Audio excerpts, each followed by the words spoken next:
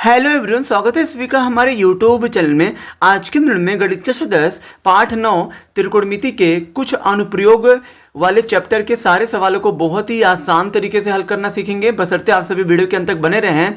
तो दोस्तों चैप्टर को हल करने से पहले, चैप्टर के सवालों को हल करने से पहले आपको दोस्तों त्रिकोणमिति के कुछ अनुप्रयोग के बारे में दोस्तों थोड़ा जान लेना चाहिए कि दोस्तों ये है क्या, और दोस्तों इसमें दोस्तों हम किस तरह के सवालों को पढ़ते हैं और दोस्तों सीखते हैं। तो दोस्तों सबसे पहले आप सभी जानते हो कि जो मैंने आपको पिछला चैप्टर पढ़ाया था त्रिकोणमितीय अनुपात, ये दोस्तों चैप्टर आपका उसी से संबंधित है। ठीक है, जैसे कि आपने जो पिछले चैप्टर में sine theta, cos theta, tan theta, cos theta, cosec theta, cot theta के बारे में पढ़ा होगा, उन्हीं सबका दोस्तों यूज यहाँ पे भी करना है।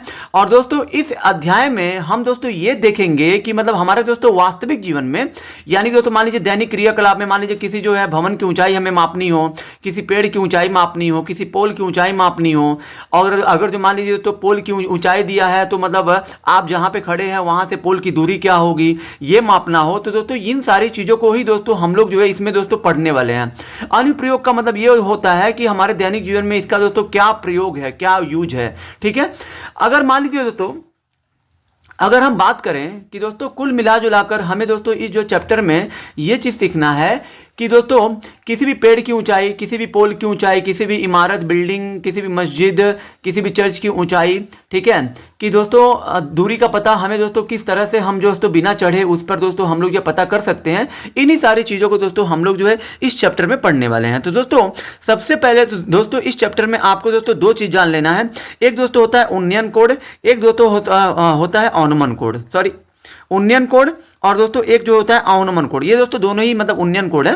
अवनमन कोड दोस्तों यहाँ पे आपका दिया है, यहाँ पे, ठीक है।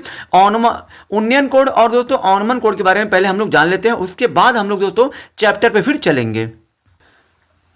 तो दोस्तों यहाँ पे दोस्तों उन्नयन कोड क्या होता है? उन्नयन कोड को दोस्तों इंग्लिश में एंगल ऑफ एलिवेशन कहते हैं। ठीक है, एंगल ऑफ एलिवेशन कहते हैं। अब दोस्तों देखिए यहाँ पे उन्नयन कोड क्या होता है, जब हम नीचे से ऊपर किसी वस्तु को, यानी कि जब दोस्तों मान लीजिए यहाँ पे आप खड़े हैं, ठीक है, यहाँ पे आप खड़े हैं, जब हम नीचे से ऊपर किसी वस्तु को देखते हैं तो दृष्टि रेखा और क्षैतिज रेखा के बीच का कोड उन्नयन कोड कहलाता है। मान लीजिए दोस्तों यहाँ पे आप खड़े हैं, यहीं से आप ये जो खड़े हैं आप, यहाँ से दोस्तों आप किसी वस्तु को देख रहे हैं ऊपर की तरफ, मान लीजिए यहाँ पे कोई वस्तु है, जब आप यहाँ पे खड़े हैं और यहाँ से जब आप किसी वस्तु को देखते हैं तो आपकी दृष्टि कहाँ पड़ती है? वस्तु पे पड़ती है। तो दोस्तों आपकी दृष्टि और दोस्तों वस्तु जिसको आप देख रहे हैं, ठीक है, उसी के बीच की दूरी को, यानी कि उसी के बीच की जो डिस्टेंस होती है उसको हम लोग दृष्टि रेखा कहते हैं। इसको हम लोग दृष्टि रेखा कहते हैं। आपकी दृष्टि यहाँ पे जा रही है, ठीक है, और दोस्तों आपकी दोस्तों दृष्टि से सीधी एक लाइन खींच दीजिए, ऐसे सीधी लाइन, तो दोस्तों इसी को हम लोग कहते हैं क्षैतिज रेखा कहते हैं। क्या बोलते हैं इसको हम लोग कहते हैं क्षैतिज रेखा। ठीक है, तो दोस्तों दृष्टि रेखा ये और दोस्तों क्षैतिज रेखा ये, इसके बीच में दोस्तों जो ये कोड बनेगा ना, ये कोड, ये थीटा, इसको हम लोग नाम देंगे थीटा। यही दोस्तों आपका क्या है? यही आपका उन्नयन कोड हो गया। ठीक है, अब आपको समझ में आया ये। और दोस्तों यहाँ पे और भी चीजें आपको दोस्तों जान लेनी जरूरी है कि दोस्तों ऊंचाई क्या होती है। तो दोस्तों ऊंचाई क्या होती है? तो दोस्तों यहाँ पे जो मतलब ऊंचाई होती है किसी भी वस्तु की जो लंबवत दूरी होती है, मतलब यहाँ से यहाँ तक की जो दूरी होती है, लंबवत का मतलब खड़ी जो दूरी होती है, उसी को हम लोग ऊंचाई कहते हैं। ठीक है, और दोस्तों दूरी क्या होती है?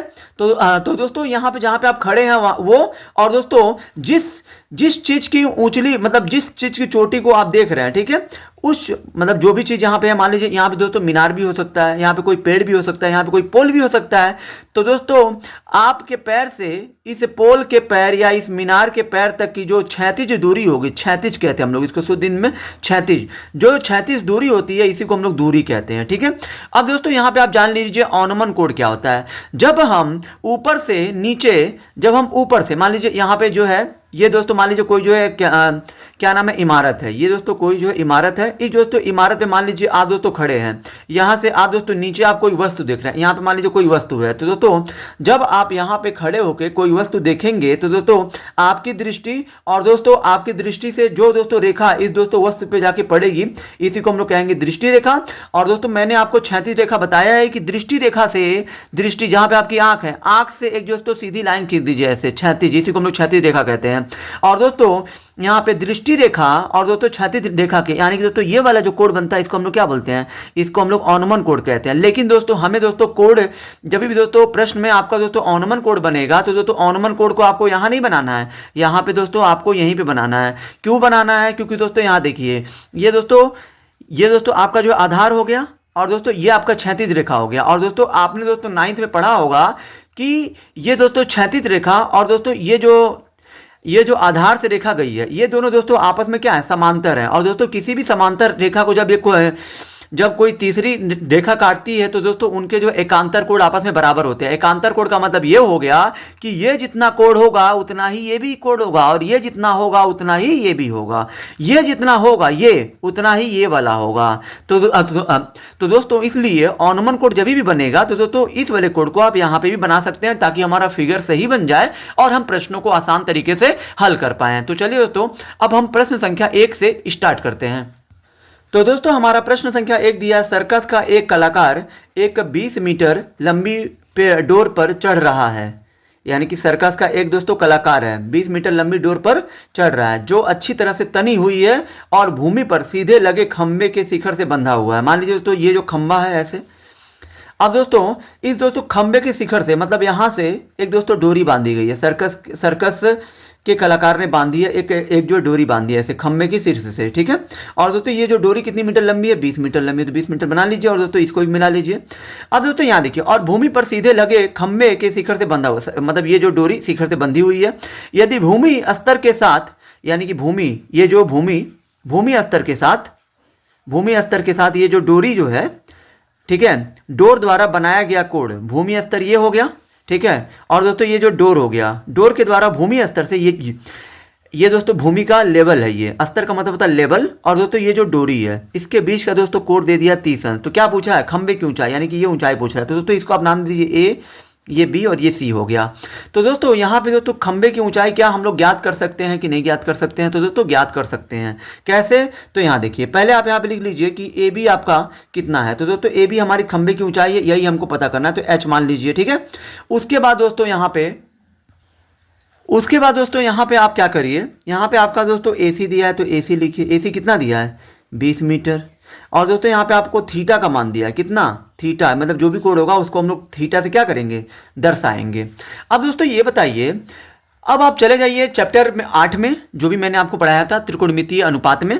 दोस्तों ऐसा कौन सा चीज है जो कि दोस्तों देखिए यहाँ पे आपका कर्ण दिया है, ये कर्ण दिया है और दोस्तों लंब पूछा जा रहा है। तो दोस्तों कर्ण और लंब में कौन संबंध बताता है? आपने दोस्तों त्रिकोणमितीय अनुपात में आपको दोस्तों बताया गया होगा कि मतलब त्रिभुज की भुजाओं के मध्य के संबंधों को आपको दोस्तों हमने जो है क्या क्या नाम दिया है वो सारी चीजें आपको दोस्तों बता दी गई है। तो ये बताइए दोस्तों, यहाँ पे हम लोग ऐसा कौन सा त्रिकोणमितीय अनुपात का यूज करें यहाँ पे जो दोस्तों हमें दोस्तों यहाँ पे संबंध बताता है कर्ण और दोस्तों लंब के बीच का संबंध बताता है। क्योंकि दोस्तों हमें दोस्तों लंब ज्ञात करना है, कर्ण दिया है। तो दोस्तों इस कंडीशन में कभी भी आपको क्या करना है कि दोस्तों कभी भी जब एक चीज देख के दूसरा चीज पूछा जाए तो जो चीज दिया है वो और जो चीज आपको पता करना है वो, पहले आपको उन दोनों का नाम पता होना चाहिए। यहाँ पे आपका कर्ण दिया है और ये लंब पूछा जा रहा है, तो कर्ण और लंब में हमारा जो अनुपात यानी कि हमारा जो संबंध कौन बताता है, साइन थीटा।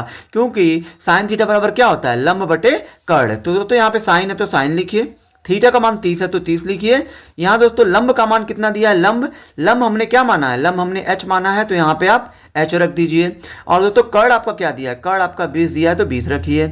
यहाँ दोस्तों आप ये बताइए मुझे कि साइन 30 अंश का मान कितना होता है? तो दोस्तों आप सभी जानते होंगे कि साइन 30 अंश का मान 1/2 होता है, बराबर में h/20 है तो h/20 कर लीजिए। अब दोस्तों यहाँ पे दोनों ही पक्षों में कुछ भी कटेगा पीटेगा नहीं, तो यहाँ पे आपको तिरछा गुणा करना है। 2 का गुणा h में करिए 2h हो जाएगा, 1 का गुणा 20 में करिए तो 20 हो जाएगा। 2 से 20 को काटिए 10 बार में, यानी कि h बराबर कितना आ गया, 10 मीटर। और दोस्तों यही आपके इस प्रश्न का उत्तर होगा, क्योंकि h हमने क्या माना था, h हमने माना था इस दोस्तों खंबे की ऊंचाई मानी थी और हमें दोस्तों खंबे की ऊंचाई ही पूछ रहा है, तो खंबे की ऊंचाई आपकी 10 आ गई। अब चलिए हम लोग प्रश्न संख्या दूसरे को हल करते हैं।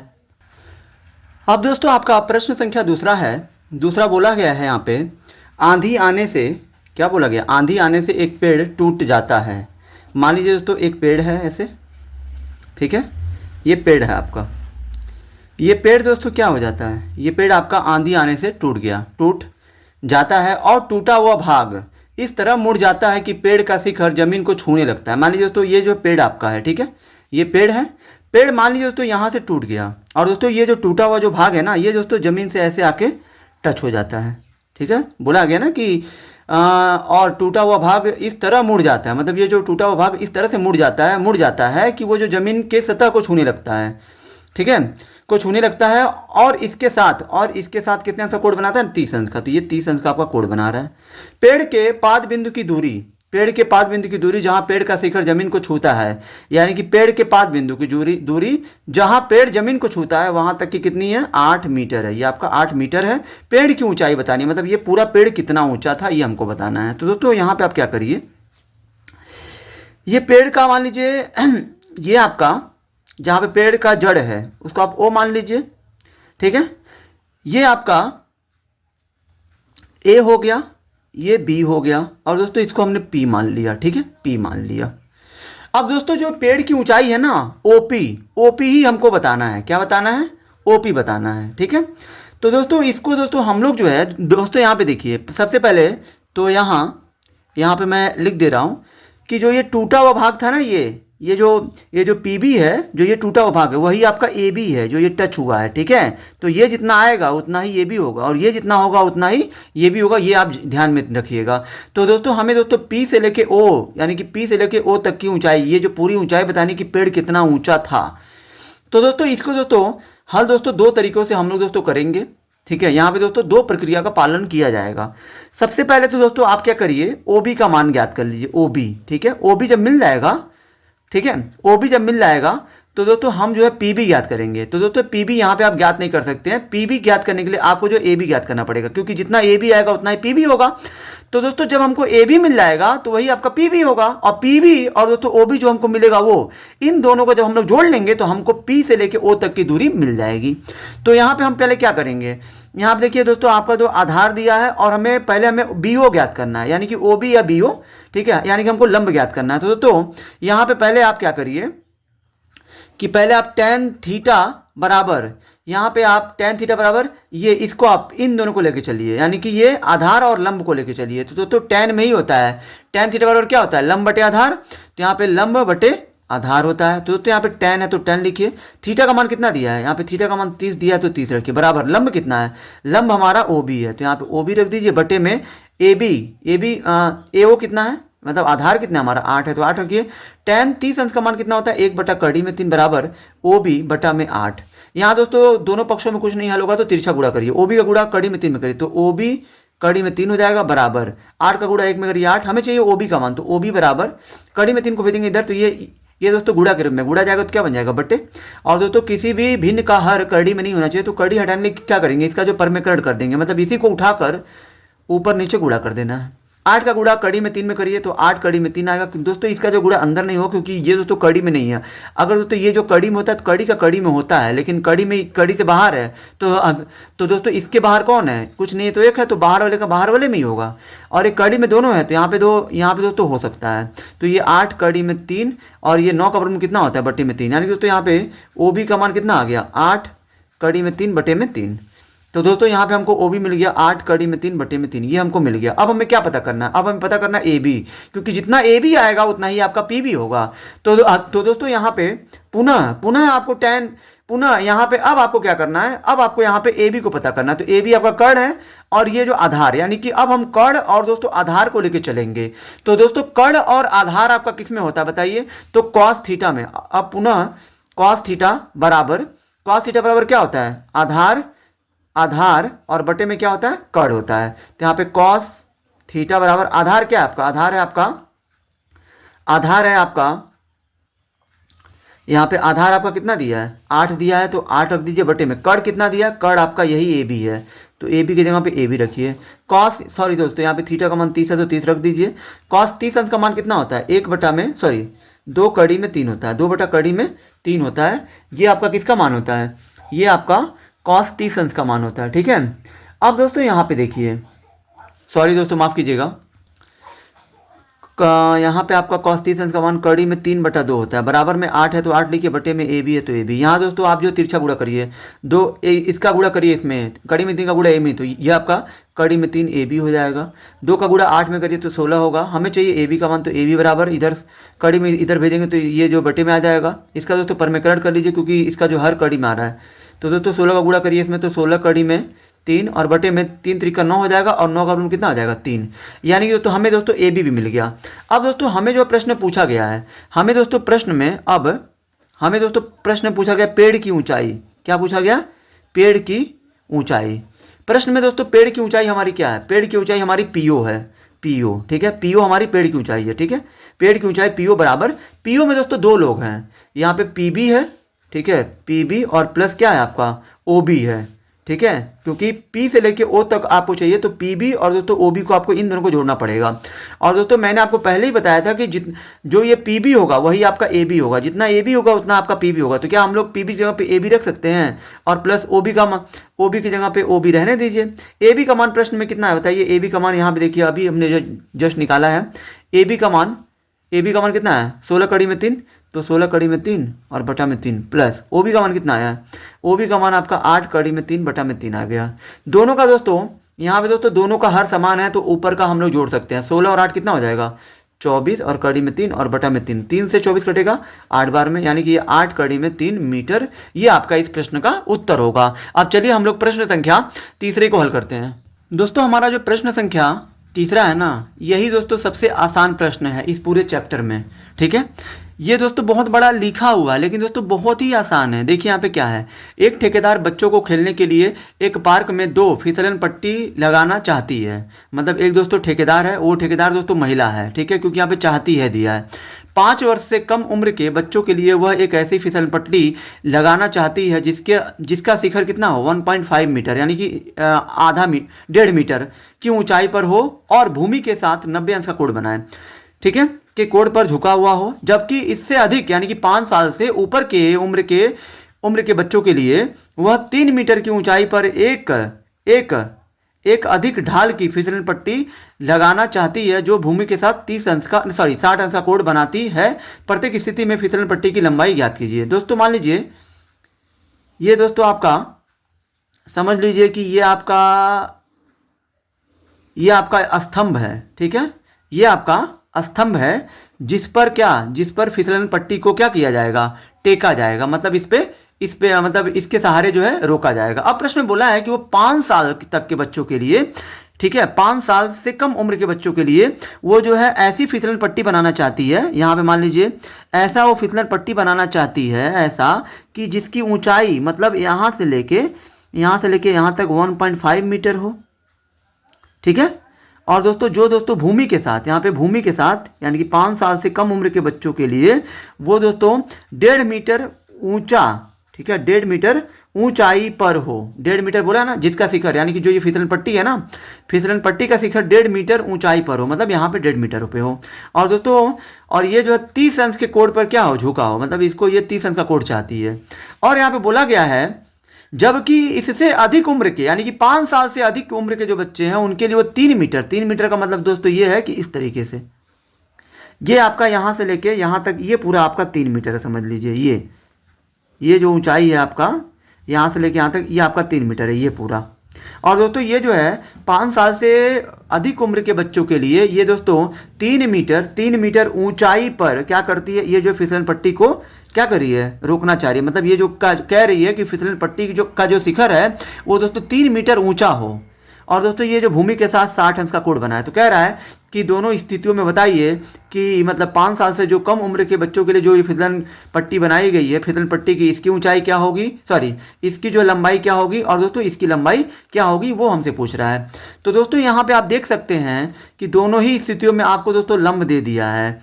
ठीक है, इसको दोस्तों यहाँ पे आप नाम भी दे दीजिए। ये आपका ए हो गया, बी हो गया, ये सी कर दीजिए, इसको आप नाम दे दीजिए डी, और ये आपका हो जाएगा ई। ठीक है, तो यहाँ पे हमें दोस्तों यहाँ पे हमको डी ई की लंबाई बतानी है और यहाँ पे हमको ए सी की लंबाई बतानी है। तो पहले आप पहला स्टेप आप क्या करिए? फर्स्ट स्टेप में हमारा ये रहेगा पहले कि आप त्रिभुज यहाँ पे बी ई डी को लेके चलिए। त्रिभुज बी ई डी में, ठीक है। और दोस्तों दूसरी स्थिति को मैं यहाँ पे मैं बना दे रहा हूँ। मैं यहाँ पे त्रिभुज लेके चल रहा हूँ ए बी सी को, ए बी सी को, क्योंकि दोस्तों हमें यहाँ पे इसका लंबाई चाहिए और हम और जो इससे ए बी सी में हमें दोस्तों ए सी की लंबाई चाहिए, ठीक है। यहाँ पे बी ई डी में यहाँ पे आप क्या करिए, यहाँ पे हमें दोस्तों लंब दिया है और हमें कर्ण ज्ञात करना है। क्या दिया है? लंब दिया है और हमें कर्ण ज्ञात करना है। तो दोस्तों लंब और दोस्तों कर्ण का संबंध कौन बताता है? साइन थीटा बताता है। तो साइन थीटा बराबर क्या होता है? साइन थीटा बराबर आपका होता है लंब बटा कर्ण। और लंब आपका क्या दिया प्रश्न में?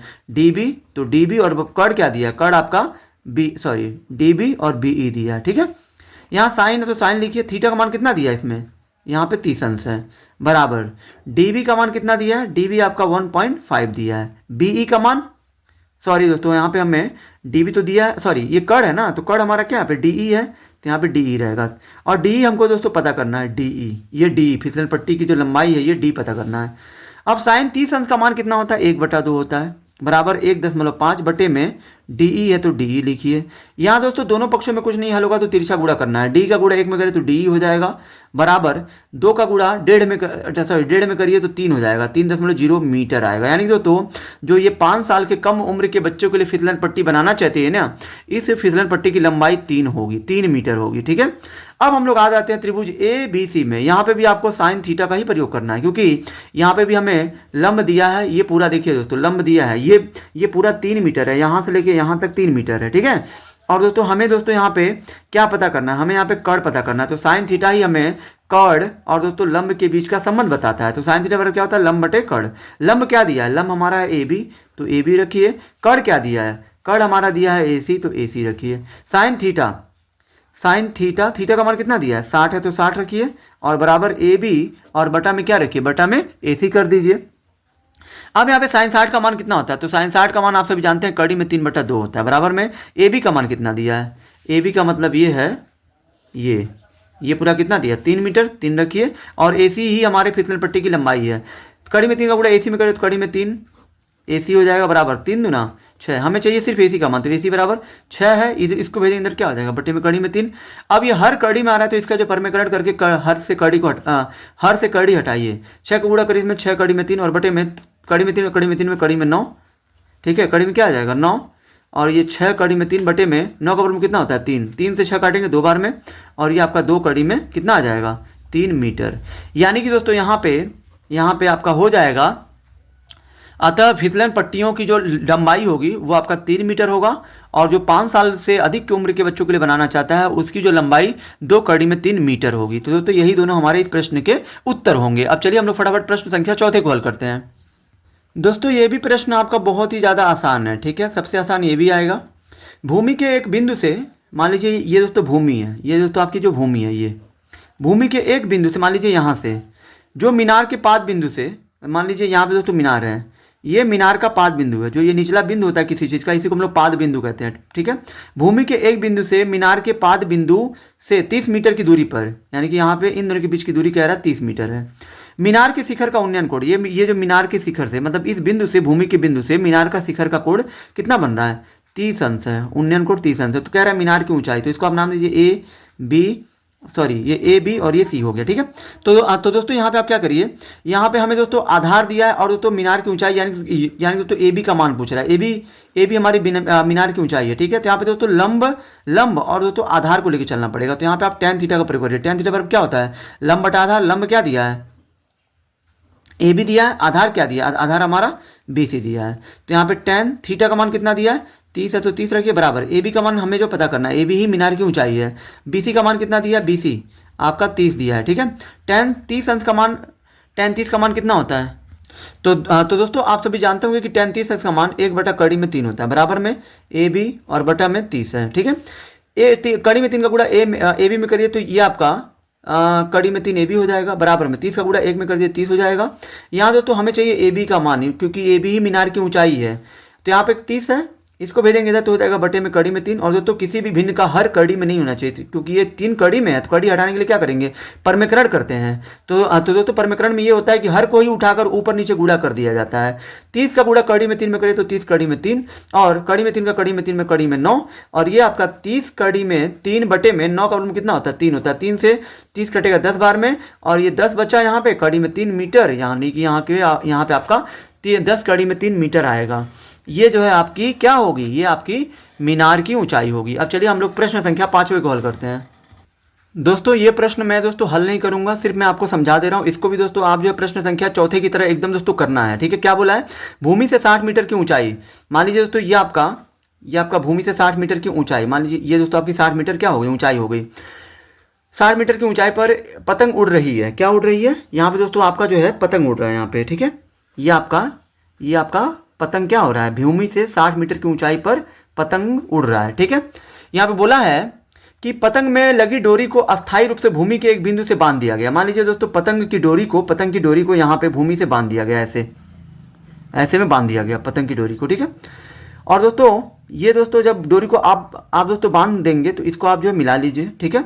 बांध दिया गया, भूमि के साथ डोरी का झुकाव, यानी कि भूमि के साथ ये जो डोरी और ये भूमि, इन दोनों के बीच का जो झुकाव है ना वो 60 अंश का है। यह मान के कि डोरी में कोई ढील नहीं है, मतलब डोरी कह रहा है कि डोरी एकदम जो तनी हुई है, ठीक है। इसको आप ABC नाम दे दीजिएगा, ठीक है। यहाँ पे तो डोरी क्या है, तनी हुई, तो फिर यहाँ पे क्या पूछ रहा है, यहाँ पे आपको डोरी की लंबाई, यानी दोस्तों AC का मान, ये जो डोरी की लंबाई पूछ रहा है। तो दोस्तों यहाँ पे ये बताइए, लंब दिया है, कड़ पूछ रहा है, तो दोस्तों यहाँ पे आप क्या लगाएंगे, यहाँ पे आप साइन थीटा का प्रयोग करेंगे। तो दोस्तों साइन थीटा का आप जो है यूज कर लीजिएगा, आपका आसानी से आएगा। जैसे साइन थीटा बराबर क्या होता है, साइन थीटा बराबर क्या होता है, लंब बटा कड़, ठीक है। लंब आपका दिया है, कड़ पूछ रहा है, मतलब कड़ आपका AC है। साइन थीटा का मान कितना दिया है, थीटा का मान साइन 60 हो गया मान लीजिए। लंब का मान कितना दिया, 60। कड़ का मान कितना, कड़ ही हमसे पूछ रहा है, कड़ ही हमारा AC है, यही जो डोरी की लंबाई है जो हमसे पूछ रहा है। साइन 60 का मान कितना होता है, तो आप सभी जानते होंगे कि साइन 60 का मान 2 बटा कड़ी में 3 होता है। बराबर में क्या दिया है, 60 बटा में AC। यहाँ पे आप क्या करिए, इसको इससे काट दीजिए, ये 2 से 60 30 बार में कट गया, यहाँ पे कुछ नहीं बचा, तो एक AC का गुणा 1 में करिए तो AC हो गया बराबर, किसका गुणा इसमें करिए तो 30 कड़ी में कितना हो गया, 3 हो गया। और दोस्तों माफ़ कीजिएगा, साइन 60 का मान कड़ी में, यहाँ पे कड़ी में 3 बटा 2 होता है, ठीक है। साइन 60 का मान होता है, तो दोस्तों यहाँ पे साइन 60 का मान जब कड़ी में 3 बटा 2 होगा तो ये दोस्तों कटेगा नहीं। तो जब दोस्तों दोनों पक्षों में कुछ नहीं कटेगा तो हम लोग क्या करेंगे, तिरछा गुणा करेंगे, मतलब कड़ी में 3 का गुणा AC में करिए तो ये आपका कड़ी में 3 AC हो जाएगा, बराबर 2 का गुणा 60 में कर दीजिए तो 120 हो जाएगा। हमें चाहिए AC का मान, तो AC बराबर ये आपका 120 हो गया। इसको भेज दीजिए इधर, तो कड़ी में 3 हो गया। यहाँ दोस्तों कड़ी से हमारा हर कड़ी में, तो हर से कड़ी को हटाएंगे, और दोस्तों यहाँ पे 120 का गुणा कड़ी में 3 में करिए तो 120 कड़ी में 3 हो जाएगा, बटे में कड़ी में 3 का कड़ी में 3 में कड़ी में 9 आ जाएगा। और कड़ी में 9 का मान कितना होता है, 3 होता है। 3 से 120 को काटेंगे तो 40 बार में कटेगा, और 40 कड़ी में 3 ये आपका हो, इतना मीटर आपकी क्या होगी, डोरी की लंबाई होगी, ठीक है। अब चलिए हम लोग फटाफट प्रश्न संख्या 6वें को हल करते हैं। तो दोस्तों उम्मीद करता हूं कि आपको ये सभी प्रश्नों के सलूशन बहुत ही अच्छे से समझ में आए होंगे। अब दोस्तों प्रश्न संख्या 6 से लेकर 15 तक के लिए हम लोग दोस्तों नेक्स्ट वीडियो में मिलेंगे, ठीक है। समय का अभाव है, माफ़ी चाहते हैं। तो आई होप कि दोस्तों आप सभी को वीडियो बहुत ही ज़्यादा पसंद आई होगी। अगर आप हमारे चैनल पर नए हैं तो हमारे चैनल को लाइक, सब्सक्राइब और शेयर जरूर करें।